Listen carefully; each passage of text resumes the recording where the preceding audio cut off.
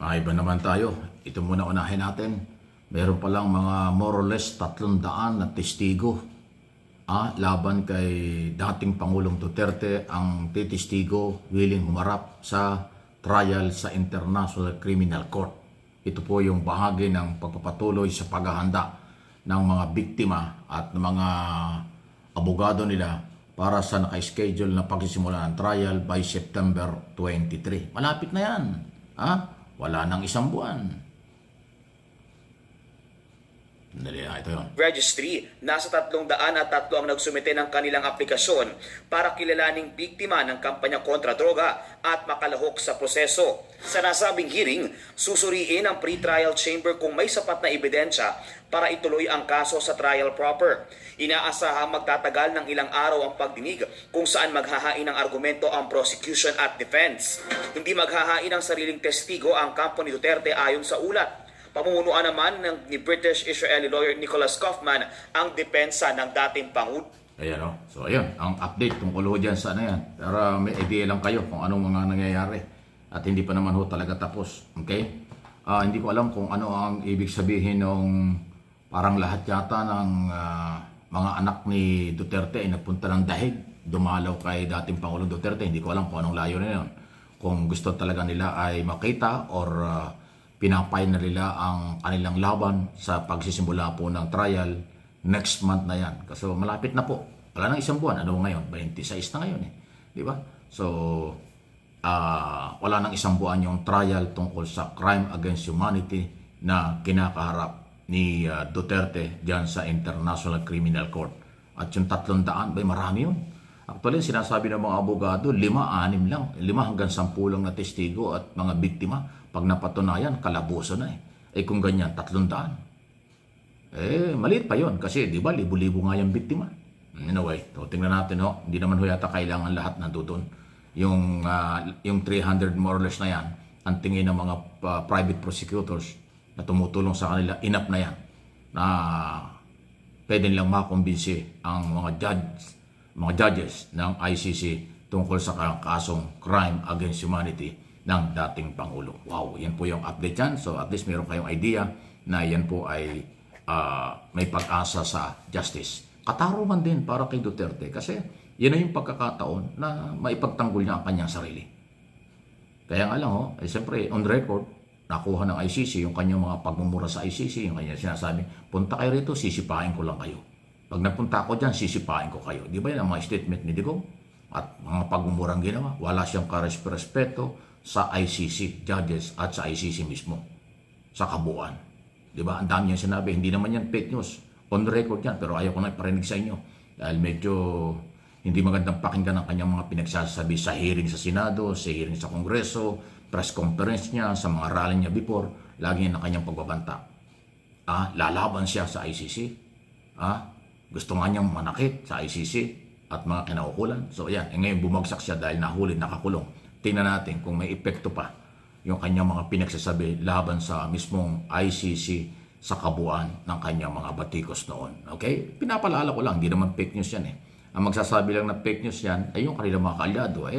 Mga saradong isip na, huwag na natin pilitin, nabuksan pa ang isip nila. Maramihan sa kanila ay saradong isip talaga. Pag sinabi at masama ang epekto, dinideny. Pero hindi naman may re-record, hindi naman may dideny ang public record na sila ay ganong kung mga magsalita. Okay. Samantala, okay, sige, dugtong na natin itong kanyang kaibigan. Talaga, ewan ko kung sinong tulay. Sino kaya ang tulay ng kampo ni Kibuloy para makalapit kay Pangulong Marcos na huwag ipatupad ang extradition treaty? Hindi ko alam kung sino. Kasi yung mga dating abogado na kanyang mga sinasabing tulay sa Malacanang, palpak naman eh. Hindi naman ho nakarating sa Malacanang. At hindi makukuha yan sa pakiusap. Hindi makukuha sa pakiusap. Kasi yung kampo ni Kibuloy at si Kibuloy mismo nawala ang respeto sa Philippine government at Philippine President Bongbong Marcos. Nung panahong siya ay hindi pa nahuhuli. Nung panahong siya ay hinuhuli. Napakagarapal ng kailang batikos sa ating Pangulo. At dahil dyan, hindi ko alam kung sino ang tulay na pwedeng makakumbinsi kay Pangulong Marcos na i-delay man lang. Yun lang ho ang magagawang paraan dyan. I-delay yung implementation ng extradition treaty. yung pag-request, pagkuha, kinukuha na. Yan ang maliwanag na Tagalog. Kinukuha na ng Amerika si Kibuloy para ilitisin sa iba't ibang kasong kriminal sa Amerika. Hindi yan pwedeng tanggihan. Pwede lang i-delay. Kung paano i-delay yan, hindi natin alam. Okay, yan ang update. Hanggang ngayon po, wala pa akong malinaw na desisyon ang Office of the President. Pero nasa kanila na.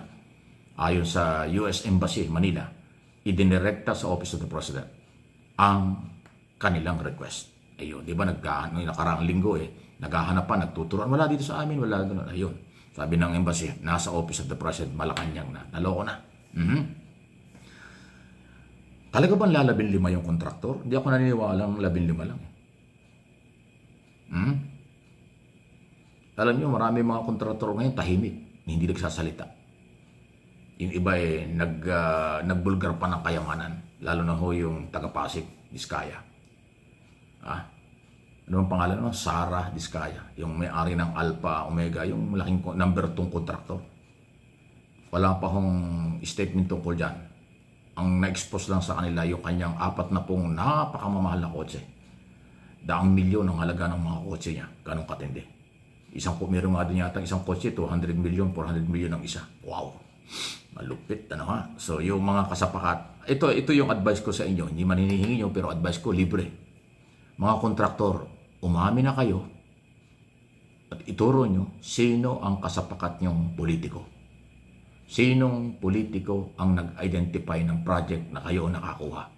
At sinong district engineer at taga-DPW? Silang magagawa nyo.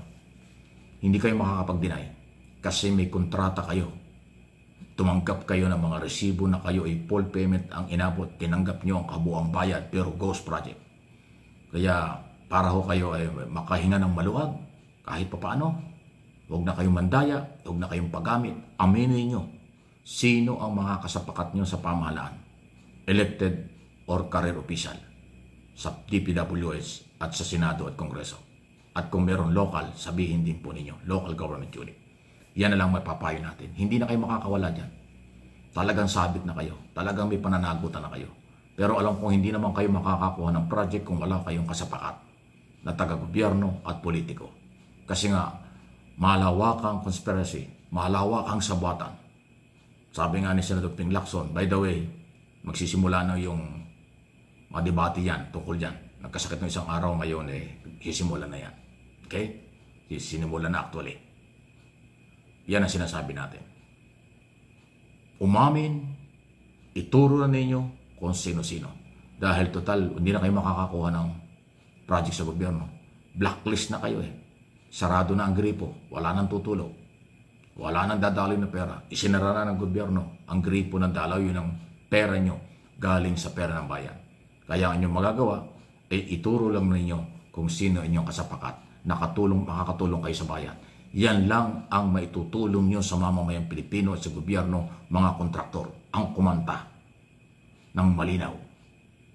Ituro ang mga nakinabang. Please like and share, subscribe and follow sa ating mga channel at video.